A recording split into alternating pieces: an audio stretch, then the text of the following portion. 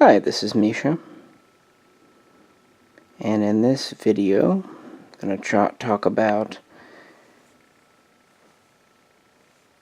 human civilian ships in Star Trek from Enterprise through the movies. Kind of get them all laid out here. Got a J class freighter. Then have a slightly larger Y-class freighter. Then, somewhat confusingly, we have a Class J freighter. Then, I normally don't mix the larger models, but I just had to in this case. We've got the Kobayashi Maru, which is a Class 3 carrier. Sorry, I kind of skipped over this one. Sorry about that. This is an Antares class, which was kind of a multi-purpose ship. It did many things we'll talk about. Moving on, we had the ship I was kind of waiting on to come in before I did this. This is the Merchantman from Star Trek 3. Really one of the first civilian ships we see in all of Star Trek. An extremely reused model. Pretty interesting. Next up we've got another Antares class. They really like that name. They use it a lot. This is the Zoza. Another cargo. Then we've got the Smuggler ship, seen in Next Generation, which is not really necessarily human or Federation, but I just thought we'd put it here, talk about it a bit. It's actually one I really like. Then we have the Raven type from Voyager, which wasn't a cargo ship necessarily, although it could have been a transport or deep space explorer, but it wasn't Starfleet as such. Then we have a relatively newcomer to my collection here. This is the Federation Tug, which is a utility vehicle. And then finally we have the so-called Hollow ship from the Insurrection film, which is really just a modification of a barge type freighter carrier passenger ship. So I went ahead and included it. So getting back here,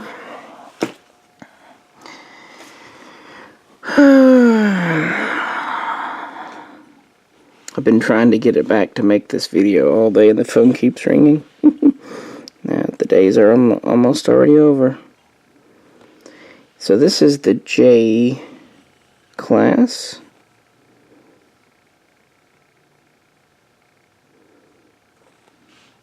It's about 230 meters long, has a cargo capacity of about 30,000 tons,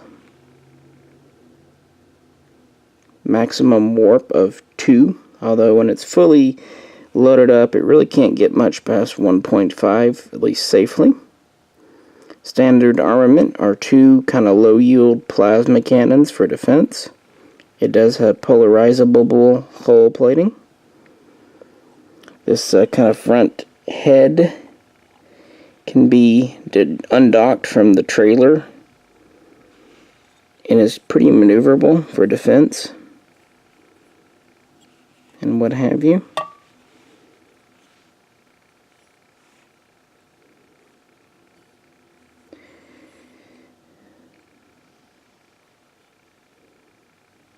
Pretty long model, but skinny. This is the ECS Horizon, which is Earth Cargo Service. It could also be Earth Cargo Ship, to be fair, but I've seen service. This was Mayweather's family's ship.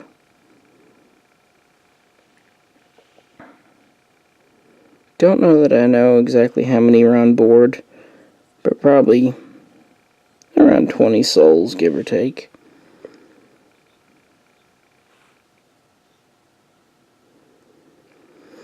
Obviously the pods are detachable. Not on the model, but I mean in the universe.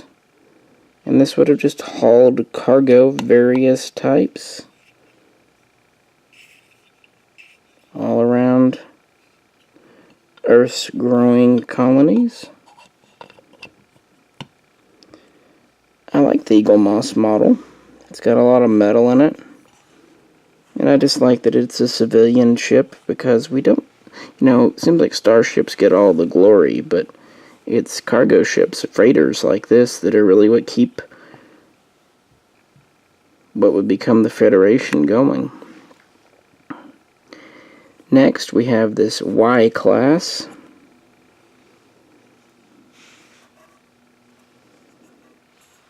Which is more or less the same kind of pattern as the J, but it's a little bit bigger. We're about 270 meters. Each of these pods is about 50 meters. So it's a larger ship, but it's also a little slower. It can go a max of warp 1.8. As shipped, it only has one plasma cannon, but it could be upgraded to at least 3. They don't mention that the hull plating can be polarized, but one would think if the J class could, this would be as well, but who knows.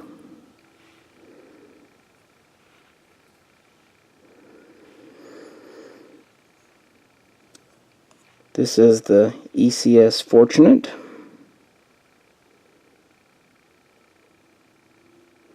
He was being attacked by pirates in the episode. And actually one of the cargo pods got blew off, which is kind of ironic, because when I got this model in from Eagle Moss, one of my pods was loose. I don't think it was actually broken off. I don't think the glue actually took. The pods are polymer, but the spine here, the inner body, is metal. So I just glued it back on. No biggie. It's got little warp nacelles on the underside. Antennae. Basically, it's a 18-wheeler in space. Again, pretty cool. A lot of places say it has a cargo capacity of 20,000 tons, which would actually make it less than the J class. That doesn't make sense. So probably it had 20,000 tons on board in the episode, but it could carry more. It's larger. So it's a larger but slower class than the J. And these seem to both be more or less contemporary of each other. We know that the Horizon here was launched in 2102. So I've been in service about 50 years during Enterprise. These ships were more or less kind of generational ships. I mean, not so much that they couldn't get there to there in a few months or whatever, but families usually owned and operated them. By the way, the Y class has a standard crew of about 24 souls, about 23, 24 people. A lot of these ships were kind of self-sufficient because they kind of had to be, going at warp 2 or warp 1.8 or warp 1.5 in this case if it's fully loaded up. Yeah, so they were kept in service and upgraded and modified by the people as needed, and they were privately owned. Pretty neat. Most people like the Fortunate model from Eagle Moss better. I don't blame them. I probably like it better too, but I also like, they're both neat. It's nice to have two cargo ships. And it's really ships like this that make me like the Eagle Moss stuff, because most places do the starships, but they kind of neglect the cargo ships.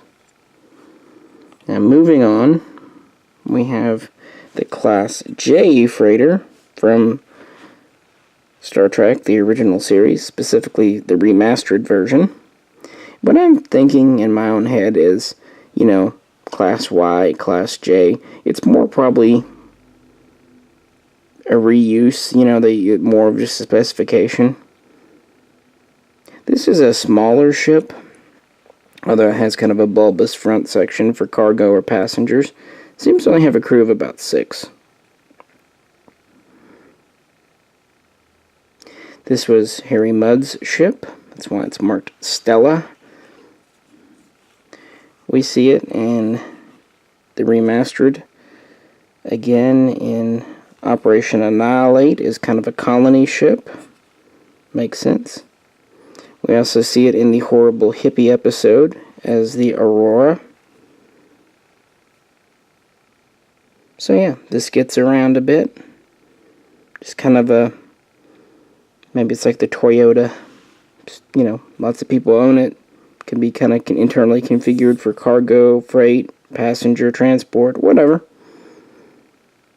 Not especially modern by the 2260s.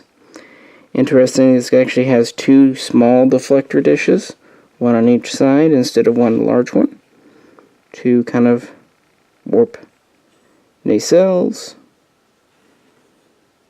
It's a neat strip. It fits in well with TOS, and I really like that in the remaster they took some labor to put ships in to give us something more in the series, but they also tried to make them fit, you know, seem appropriate. They don't look next generation or whatever. So I like that.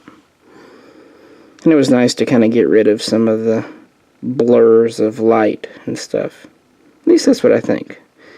Since I kind of have to remind folks, I am blind, so, you know, it's kind of all secondhand. But still, I like that we now have some TOS ships we can talk about. This is a neat one.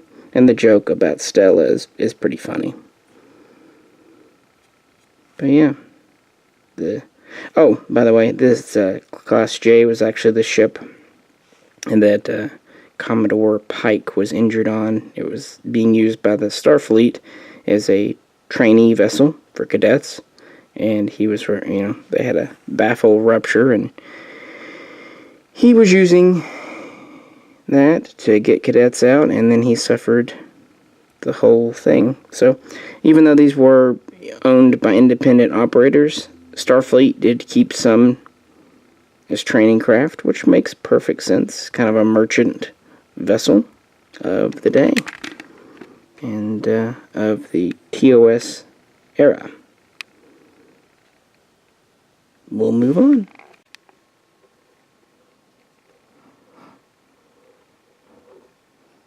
Hey, wait. You don't belong in this universe. Get out of here. Next up, we have one of Star Trek's absolute favorite names, the Antares or Antares class from TOS. Much like the Class J, this wasn't in the original broadcast from the 60s, but was put in for TOS Remastered. And actually this was based on an automated robot ship as seen in the animated series in the early 70s. And it's interesting, as a robot ship in TAS, this was the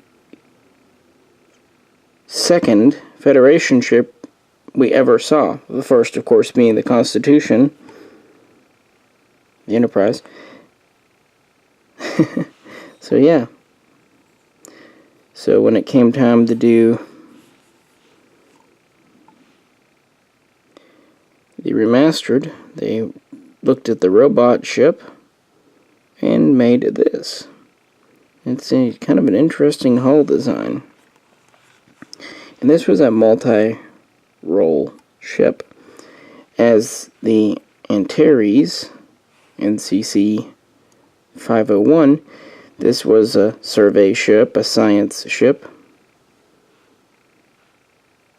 But it also has large cargo modules, one on the top here, and the larger module on the bottom.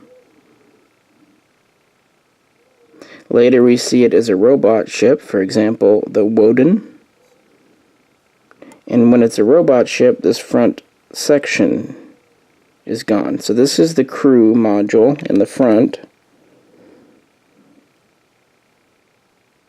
And the cargo, and of course the nacelles and all that are in the back.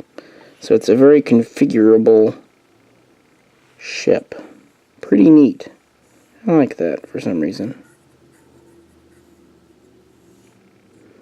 It's got kind of the classic TOS nacelles. It's an interesting geometric pattern, but they didn't go crazy with detail when they made this.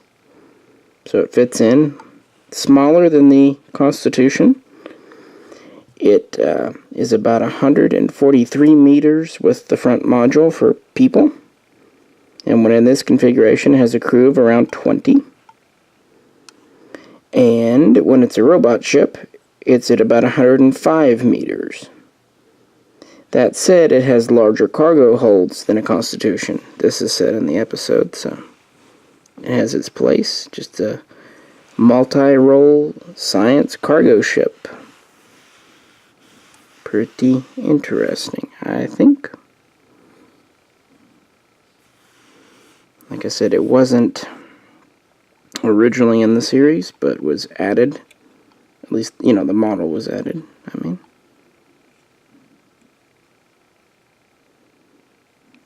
I like the Eagle Moss model. It's on the small side, but it's got a lot of metal in it. Sturdy feeling.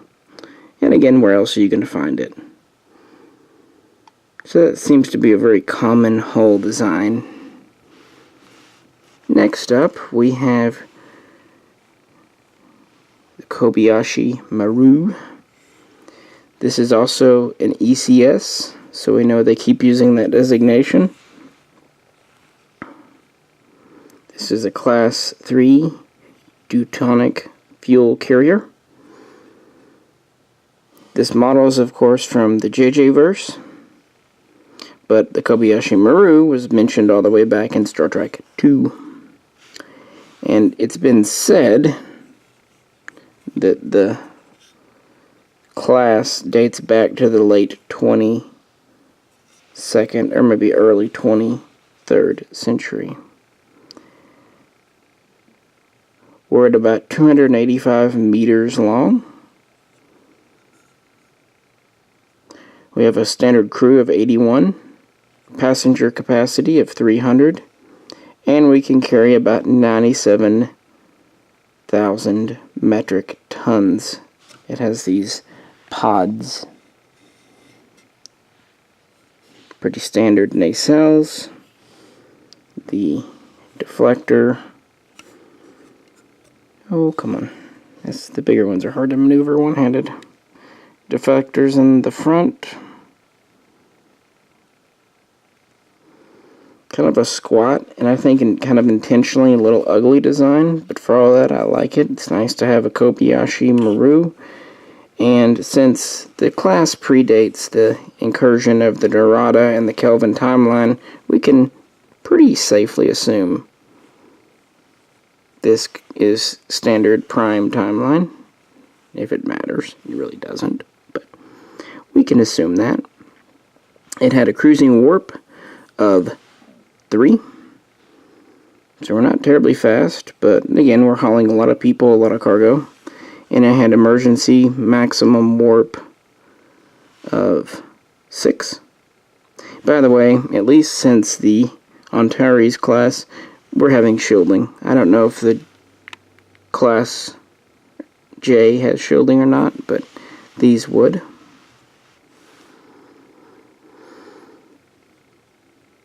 Definitely the most famous civilian ship in Star Trek. Well, maybe this one. Like I said, I was kind of waiting on this one to come in. They just released this model of a merchantman. They saved it pretty late in the collection. This ship first appeared in Star Trek III, Search for Spock, and has been reused, and you're going to see it again in other little kind of breakdowns for other things many, many, many times. It's just kind of a generic very clearly non-Federation, or I shouldn't say that, non-Starfleet. It could be Federation, but it could also just as easily be alien. I think they kind of made it to be anything. It's got big impulse thrusters in the back. It's got warp. Has limited defensive capabilities, at least limited phasers. Probably doesn't have photons. The Merchantman is seen in Star Trek 3. Is a pretty old and battered ship. But it could operate with a pretty minimal crew. 3 or 4 people. But it could hold more passengers than that. And it's about 150 meters long. So it's a relatively small, light freighter. And as like many people, I'm very happy to have the model in general, and actually very impressed with how they did the model. It does have some polymer for the engines and the little struts in the back, but then the main body's metal. They really did a good job with this one.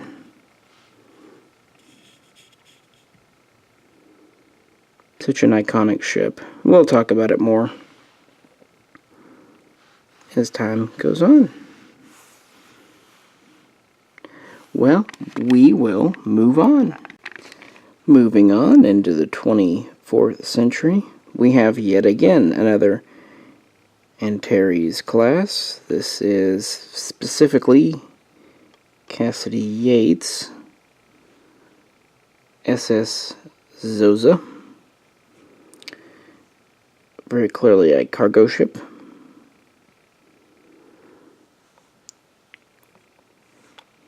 This type was quite old, but still very much in use as of Deep Space Nine. Not only do we see this, we see the SS Norkova and a couple of others, so it's pretty common hull design. And I think it harkens back to the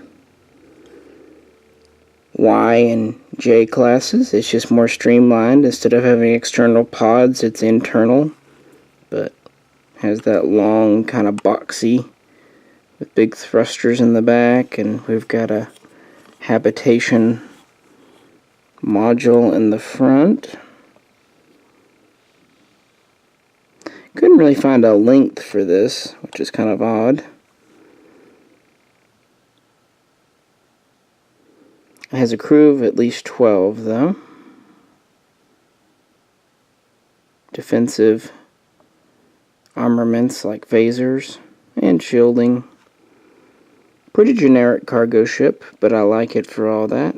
Again, it's just nice to have cargo ships. This isn't Starfleet, and it's even a little bit questionable if it has a Federation, but it seems to. I mean, it's got an SS designation after all. So it's at least registered in the Federation. As far as the Eagle Moss model itself, it's actually quite large. Pretty heavy, too. It's got a lot of metal in it. Bottom is plastic. Up here we're getting into the metal.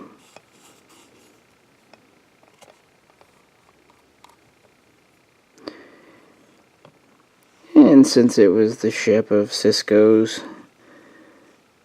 paramour, why not have it?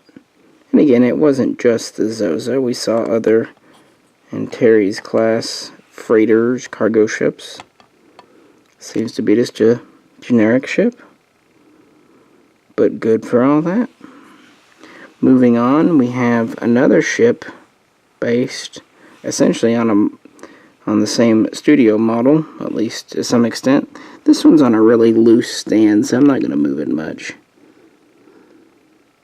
I need to put some blue tack on, I think. This is the Smuggler's ship. This is one that I was actually looking forward to and wasn't disappointed.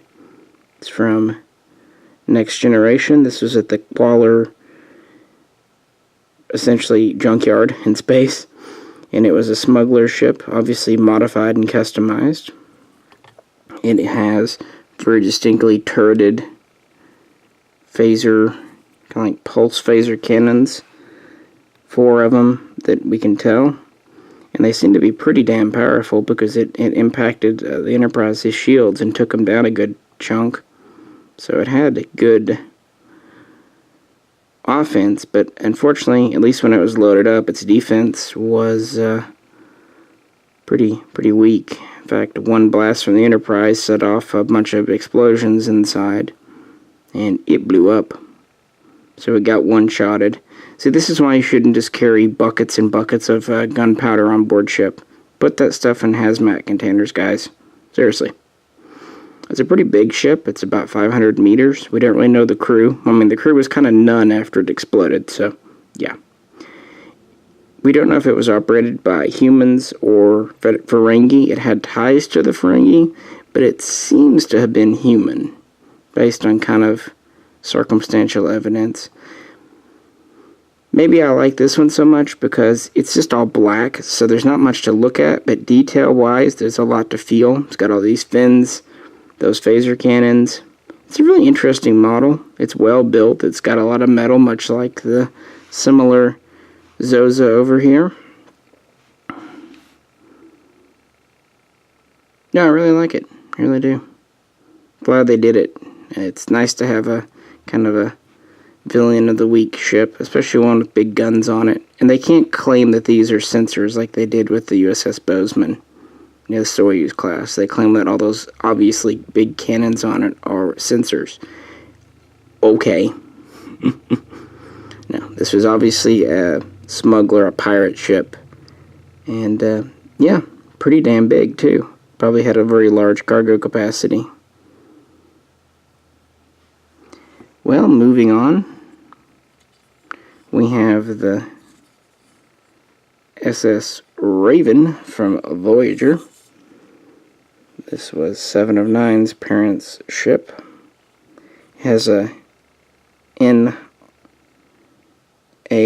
registry. I have no idea what that stands for. This isn't really a cargo ship. If it was a light cargo ship, although it seems like it might have been a personnel transport. Also survey ship, like Planetary Survey, and Deep Space Explorer. It's only about 90 meters long, but it has 4 decks. It even has a smallish shuttle bay in the back.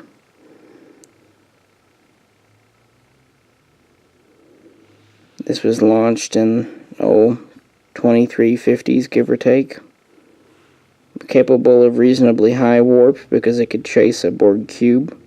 Also, obviously, it could be operated by 2 individuals because it was, but it would seem like the standard crew would be larger since, this thing isn't a lot smaller than the Defiant. The Defiant also has 4 decks, but it's a little bit larger, longer. Has the nacelles, but it also has kind of the square, boxy hull that we come to expect looking at all the other cargo ships. So that's why I brought it out. I thought it meshed. And it's a smaller one, so it's kind of in the same guise as the Class J and the Merchantman, although much more modern. We don't really know what class this is. It's been suggested it's the Jeffries class, or the Airy class, but neither are canon as such.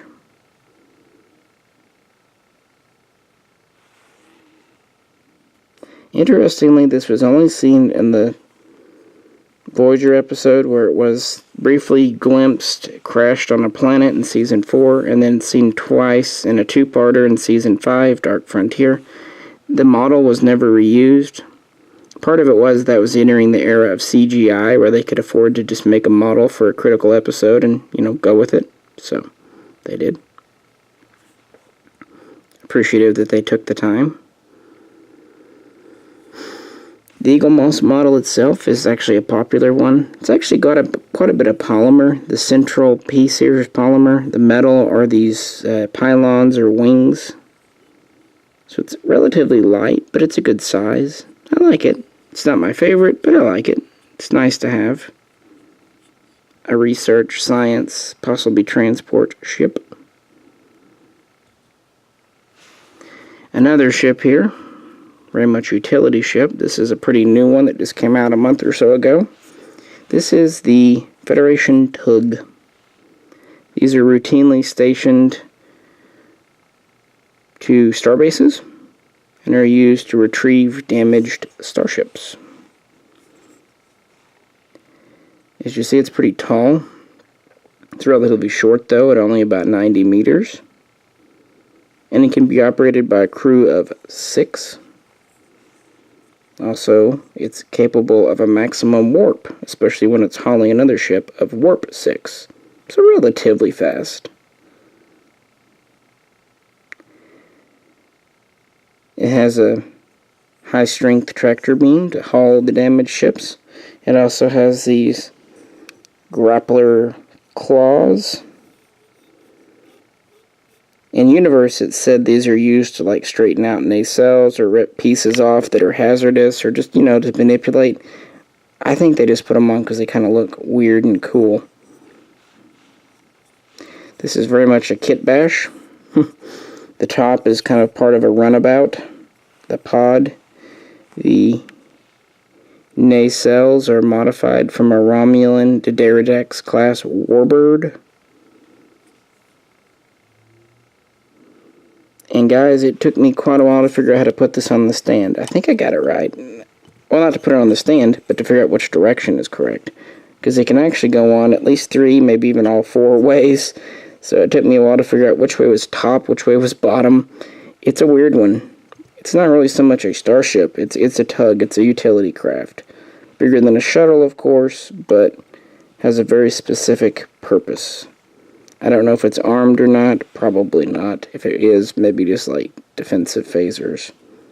I'm sure it has shields, though, because it can be operating in potentially hazardous environments where there's debris flying around or, recently vacated combat areas. So, yeah. But it's really a neat ship. There's not a lot to be said about it. We only briefly see it in Deep Space Nine. It's one of those really odd ones that was pretty surprising when they announced they were doing it, but as I keep saying, it's the weird ships that no one else has done that are really the most delightful thing about this collection. And to wrap things off, we have the holographic ship from Insurrection. Now, why did I put this in here? Well, because it seems like that this was a prototype holographic ship. It was based on a pretty common hull design. It was kind of designed to be like a barge or tanker in space. So probably they just took a standard ship. It even kind of resembles the Antares class, so pretty big. We know they were planning to transport at least 600 Baku on board, including a recreation of their entire village, which means this thing is big.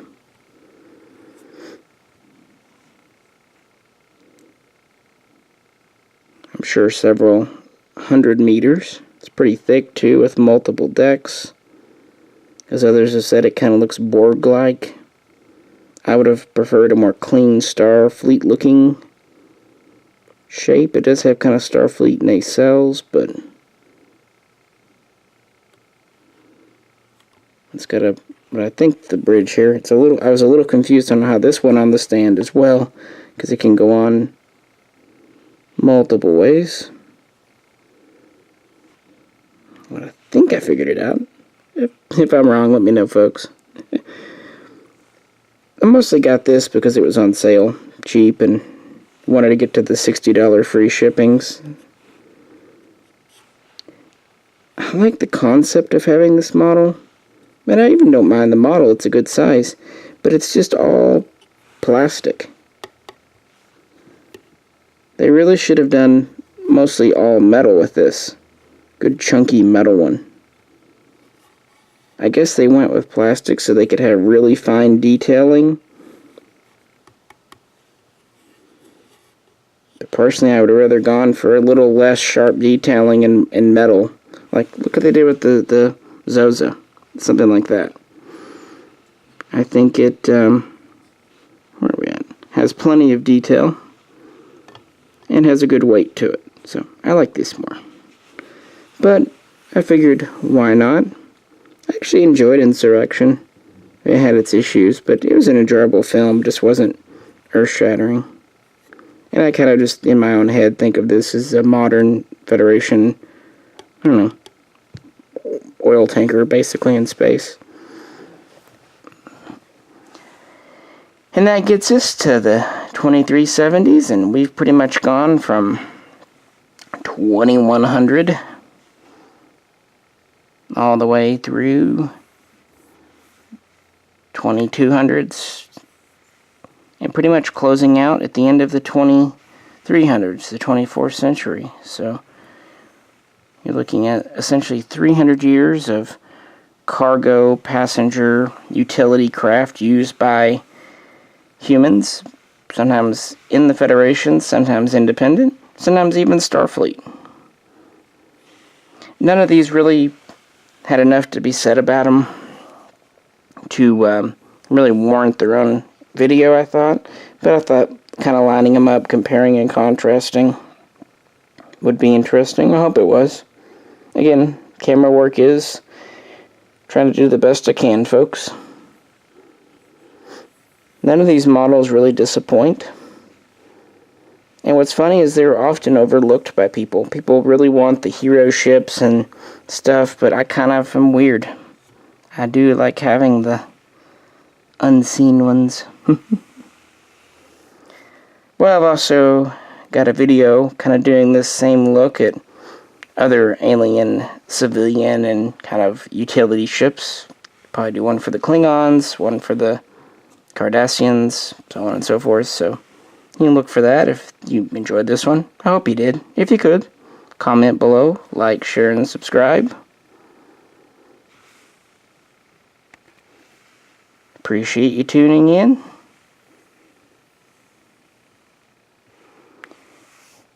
This is Misha, and I'll catch you very soon next time.